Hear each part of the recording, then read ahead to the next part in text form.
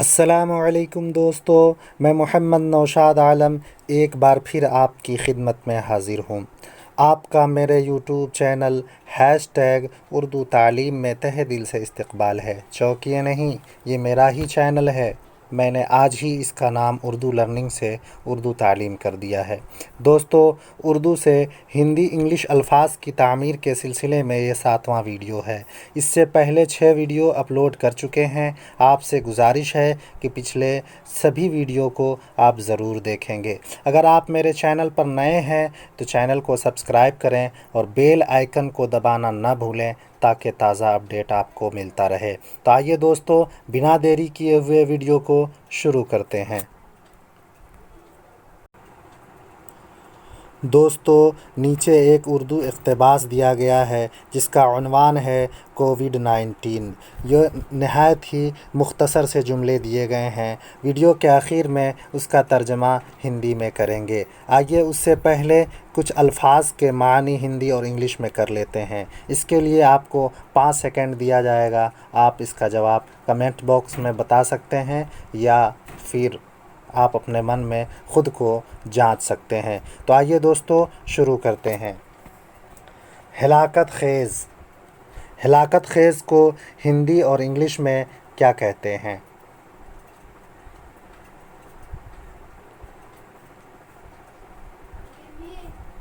हिलाकत ख़ेज़ को हिंदी में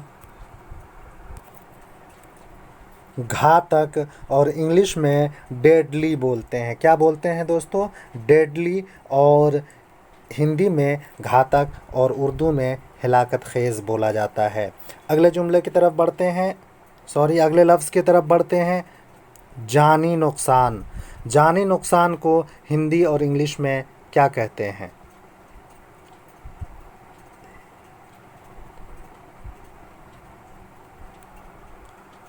जानी नुकसान को हिंदी में हताहत और इंग्लिश में कैज़ुअल्टी बोला जाता है। क्या बोला जाता है दोस्तों? इंग्लिश में कैज़ुअल्टी और हिंदी में हताहत और उर्दू में जानी नुकसान बोला जाता है।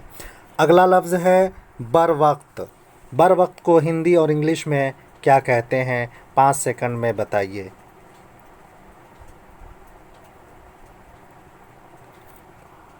बर वक्त को हिंदी में ससमय और इंग्लिश में टाइमली बोलते हैं और ऑन टाइम भी बोला जाता है। तो बर वक्त को हिंदी में ससमय और इंग्लिश में टाइमली या ऑन टाइम बोला जाता है। अगला लफ्ज़ है लेबॉरेटरी। लेबॉरेटरी को हिंदी और इंग्लिश में क्या बोलते हैं? 5 सेकंड में हल कीजिए।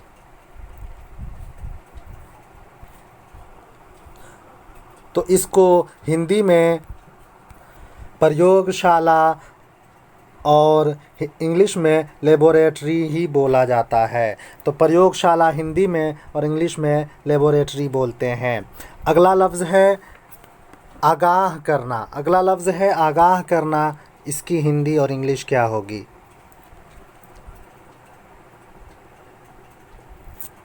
तो इसकी हिंदी होगी सूचित करना और इंग्लिश टू इन्फॉर्म। हिंदी में सूचित करना और इंग्लिश में टू इन्फॉर्म होगा। अगला लफ्ज़ है दोस्तों तहक़ीक़ करना। इसकी हिंदी और इंग्लिश क्या होगी?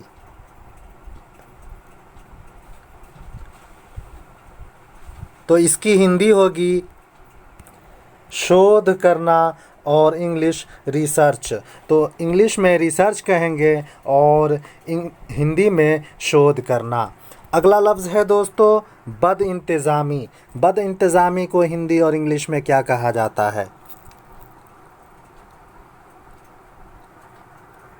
बदइंतज़ामी को हिंदी में कुप्रबंधन और इंग्लिश में मिसमैनेजमेंट बोलते हैं। क्या बोलते हैं दोस्तों? मिसमैनेजमेंट। और हिंदी में कुप्रबंधन बोला जाता है और उर्दू में बदइंतज़ामी बोलते हैं। अगला लफ्ज़ है शवाहिद। अगला लफ्ज़ है शवाहिद। इसे हिंदी और इंग्लिश में क्या कहते हैं? 5 सेकंड में हल कीजिए। शवाहिद को हिंदी में साक्ष्य और इंग्लिश में एविडेंस बोला जाता है। क्या बोला जाता है दोस्तों? इंग्लिश में एविडेंस और हिंदी में साक्ष्य और उर्दू में शवाहिद बोलते हैं। ये शाहिद की जमा है। अगला लफ्ज़ है कारकुन। कारकुन को हिंदी और इंग्लिश में क्या बोला जाता है? 5 सेकंड में जवाब दीजिए।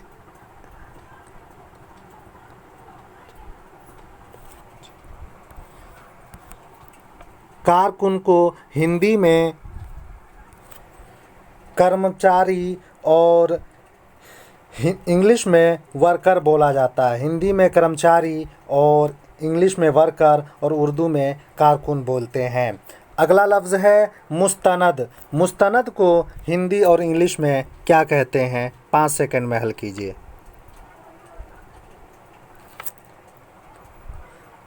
मुस्तनद को हिंदी में प्रामाणिक, विश्वसनीय और इंग्लिश में ऑथेंटिक बोला जाता है। अगला लफ्ज़ है होलसेल। होलसेल को हिंदी और इंग्लिश में क्या बोलते हैं?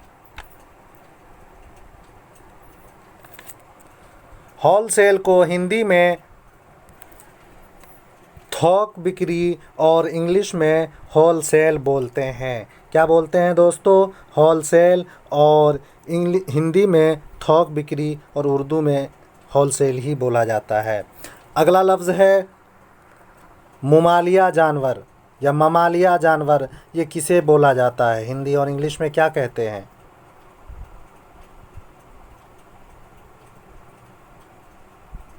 तो दोस्तों इसे हिंदी में स्तनधारी और इंग्लिश में ममल्स बोला जाता है। याद कर लीजिए दोस्तों, इंग्लिश में ममल्स और हिंदी में स्तनधारी और उर्दू में ममालिया जानवर बोलते हैं। अगला लफ्ज़ है नज़ाम तनफ़ुस। अगला लफ्ज़ है नज़ाम तनफ़ुस। इसे हिंदी और इंग्लिश में क्या कहते हैं?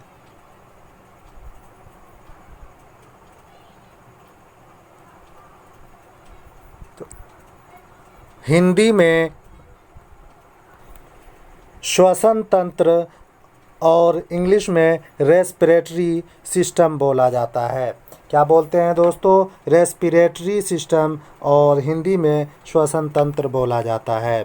अगला लफ्ज़ है निज़ाम इंहिज़ाम। निज़ाम इंहिज़ाम को हिंदी और इंग्लिश में क्या बोलते हैं?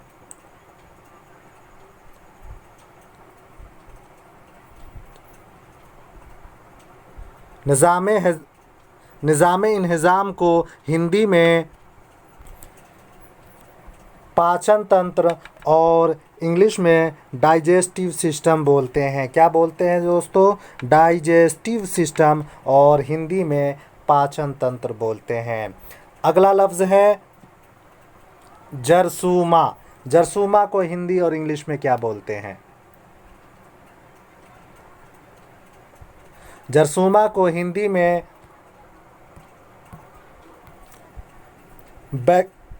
कीटाणु और इंग्लिश में बैक्टीरिया बोलते हैं। हिंदी में कीटाणु और इंग्लिश में बैक्टीरिया बोला जाता है। अगला लफ्ज़ है मुतअद्दी बीमारी। अगला लफ्ज़ है मुतअद्दी बीमारी। इसे हिंदी और इंग्लिश में क्या कहते हैं?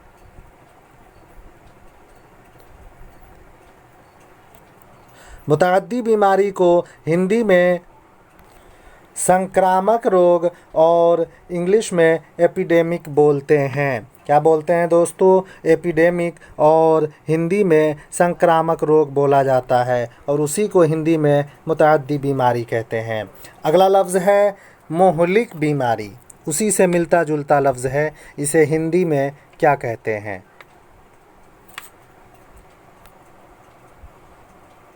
तो इसे हिंदी में घातक रोग और इंग्लिश में मैलिग्नेंट डिजीज़ बोला जाता है और हिंदी में घातक रोग और उर्दू में मुहलिक बीमारी कहते हैं। अगला लफ्ज़ है ताला, यानी अल्लाह ताला जो बोलते हैं। ताला का मतलब क्या है हिंदी और इंग्लिश में?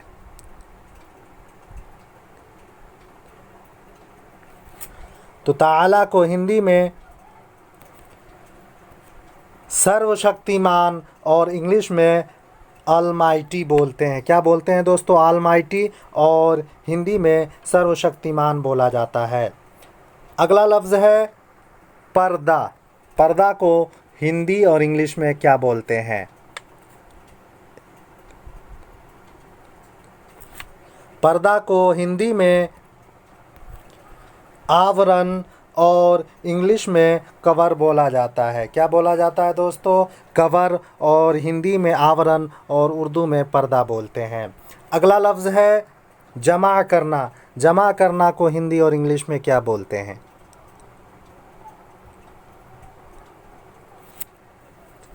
जमा करना को हिंदी में एकत्रित करना और इंग्लिश में कलेक्ट करना बोलते हैं। हिंदी में एकत्रित करना और उर्दू में जमा करना और इंग्लिश में कलेक्ट करना। अगला लफ्ज़ है दोस्तों जिगर। जिगर को हिंदी और इंग्लिश में क्या बोलते हैं?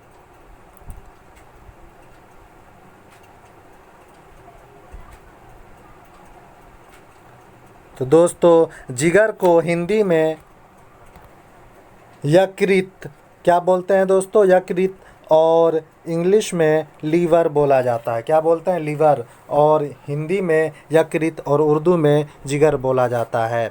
अगला लफ्ज़ है आर्ज़ा। अगला लफ्ज़ है आर्ज़ा। इसे हिंदी और इंग्लिश में क्या बोलते हैं? आर्ज़ा को हिंदी में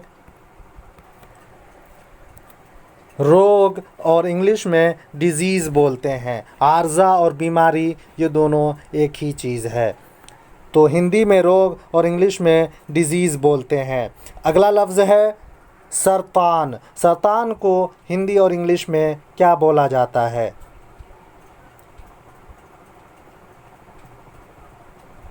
सरतान को हिंदी में कैंसर और इंग्लिश में भी कैंसर ही बोला जाता है, और उर्दू में सरतान बोलते हैं। अगला लफ्ज़ है नकाब कुशाई। नकाब कुशाई को हिंदी और इंग्लिश में क्या बोलेंगे?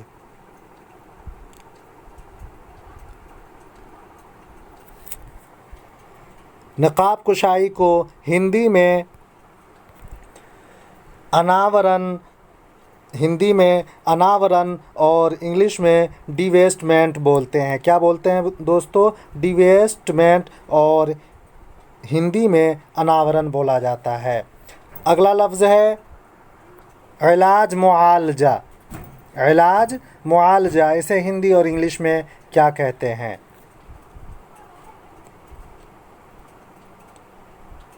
इलाज मुआलजा को हिंदी में चिकित्सा उपचार और इंग्लिश में मेडिकल ट्रीटमेंट बोलते हैं। क्या बोलते हैं दोस्तों? चिकित्सा उपचार और इंग्लिश में मेडिकल ट्रीटमेंट बोलते हैं। अगला लफ्ज़ है अतिये खून। अतिये खून, इसे हिंदी और इंग्लिश में क्या बोलते हैं? नहायत ही आसान है। अतिये खून को हिंदी में रक्तदान और इंग्लिश में ब्लड डोनेशन बोलते हैं। क्या बोलते हैं दोस्तों? ब्लड डोनेशन, ये एल नहीं है, और हिंदी में रक्तदान बोला जाता है। अगला लफ्ज़ है मुंतकिली। अगला लफ्ज़ है मुंतकिली, इसे हिंदी और इंग्लिश में क्या बोलते हैं?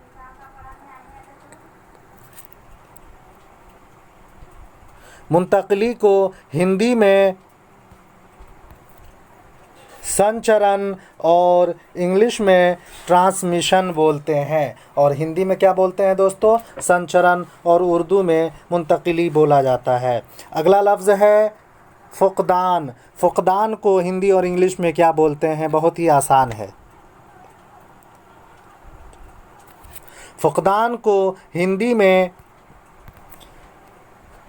अभाव, कमी, और इंग्लिश में लैक बोला जाता है। क्या बोलते हैं दोस्तों? लैक, और हिंदी में अभाव और कमी बोला जाता है।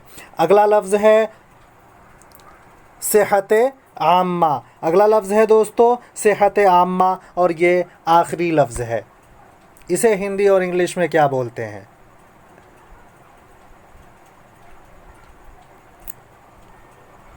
तो इसे हिंदी में सार्वजनिक स्वास्थ्य और इंग्लिश में पब्लिक हेल्थ बोलते हैं। क्या बोलते हैं दोस्तों? पब्लिक हेल्थ, और हिंदी में सार्वजनिक स्वास्थ्य बोला जाता है। दोस्तों ये थे अल्फाज जिसका माना हिंदी और इंग्लिश में किया गया। अब यहाँ से हम छोटे छोटे जुमले को हिंदी और इंग्लिश में ट्रांसलेशन करेंगे।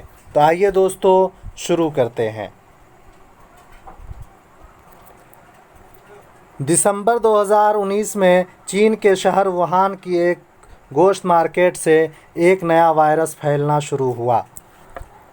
15 सेकेंड में इसका तर्जमा कीजिए।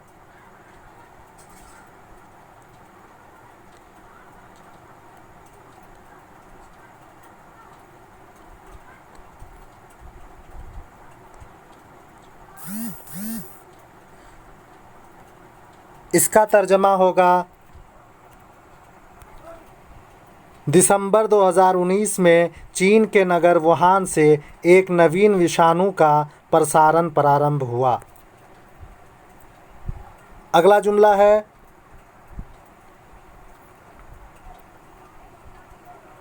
हज़ारों की तादाद में लोग इससे मुतासिर हो चुके हैं और मज़ीद इसमें इजाफ़ा हो रहा है।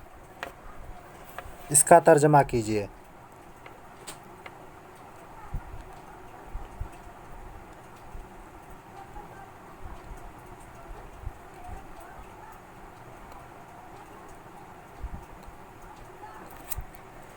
इसका तर्जमा होगा, हज़ारों की संख्या में यानी हज़ारों की तादाद में लोग इससे संक्रमित हो चुके हैं, लोग इससे मुतासिर हो चुके हैं एवं अधिकाधिक इसमें वृद्धि हो रही है और मज़ीद इसमें इजाफ़ा हो रहा है। अगला जुमला है दोस्तों,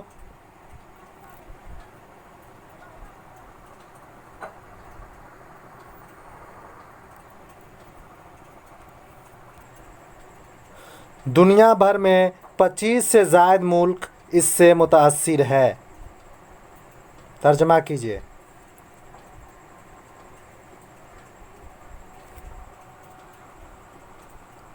इसका तर्जमा होगा, समस्त विश्व में दुनिया भर में 25 से ज़ायद मुल्क, 25 से अधिक देश इससे मुतासिर है या प्रभावित है। अगला जुमला है, WHO ने बैनुल अक़वामी इमरजेंसी का ऐलान कर दिया है। इसका तर्जमा आप जल्दी से जल्द कीजिए।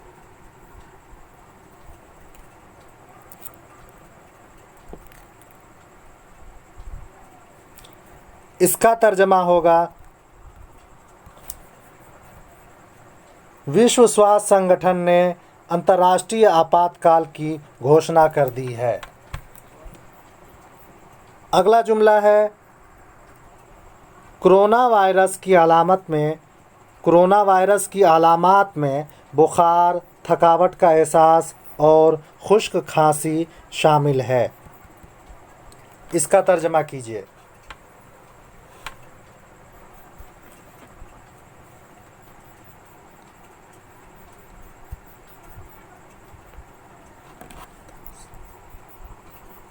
इसका तर्जमा होगा,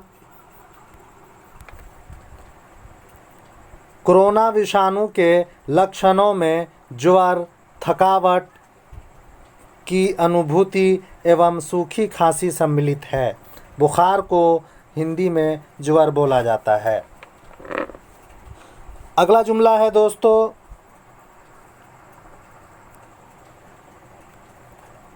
इसके अलावा मरीज़ को जिस्म में दर्द, नाक बंद होने, नज़ला, गले में सूजन और इसहाल की शिकायत भी हो सकती है। 10 सेकंड में इसको हल कीजिए।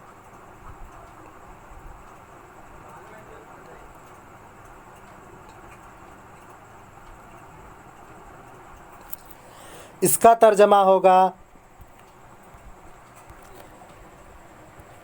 इसके अतिरिक्त रोगी के शरीर में इसके अलावा मरीज़ को जिस्म में दर्द, बंद नाक, बहती नाक, गले में सूजन एवं अतिसार की समस्या भी हो सकती है।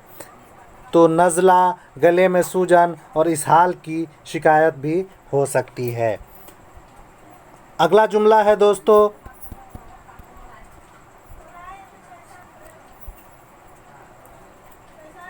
इब्तिदा में शदीद नहीं होती लेकिन आहिस्ता आहिस्ता इनमें शिद्दत आ जाती है। हल कीजिए इसे।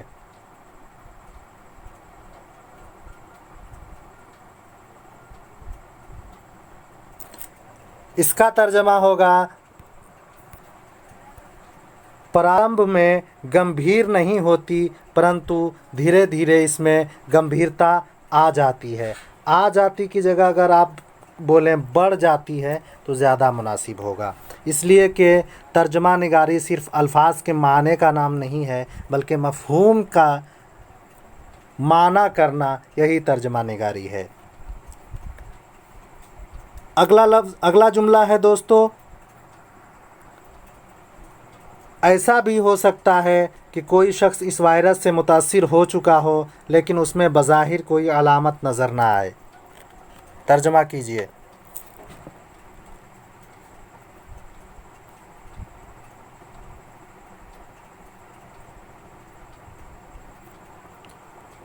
इसका तर्जमा होगा, ऐसा भी हो सकता है कि कोई व्यक्ति इस विषाणु से संक्रमित हो परंतु उसमें स्पष्ट रूप से कोई लक्षण न दिखता हो। स्पष्ट रूप से कोई लक्षण न दिखता हो। अगला जुमला है दोस्तों, और ये आखिरी जुमला है, वो ये है कि वाज़े रहे कि कोरोना वायरस से मुतासिर होने वाले 80% मरीज़ बग़ैर किसी इलाज के सेहतयाब हो जाते हैं। तर्जमा कीजिए।